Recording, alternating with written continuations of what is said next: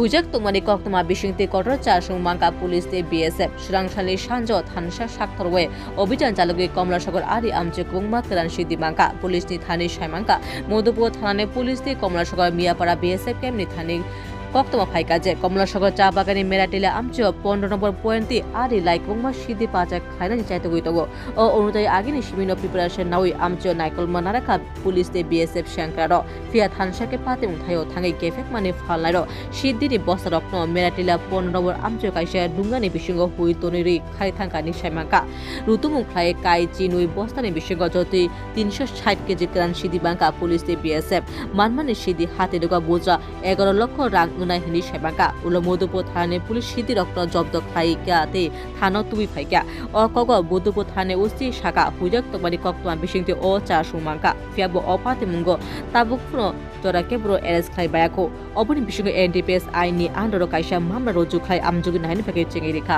Police BSF এবং পুলিশের যৌথ অভিযানে সিক্রেট ইনফরমেশন ছিল যে মিয়াপাড়া কমলাসাগর মিয়াপাড়ার চা বাগানে কিছু গাঁজা লুকায়িত অবস্থায় আছে জঙ্গলের মধ্যে। তো এই অনুযায়ী রেড করা হয় যৌথভাবে, রেড করে 360 কেজি শুকনো গাঁজা উদ্ধার করা হয়। স্যার গ্রেপ্তার করা হয়েছে? না, কাউকে পাওয়া যায়নি, এটি জঙ্গলের মধ্যে ছিল, আনক্লেমড অবস্থায় এটি সিজ করা হয়েছে। স্যার কী মনে হয় ডেভেলপের উদ্দেশ্যে পারাপারের জন্য নিয়েছিল মনে হয়? হ্যাঁ, ওইদিকেই পারাপারের উদ্দেশ্যে, কারণ এটা বর্ডার এরিয়া চান্সেস ম্যাক্সিমাম ওইদিকে পারাপারের জন্য এগুলো রাখা হয়েছিল এখানে। কতটা হতে পারে?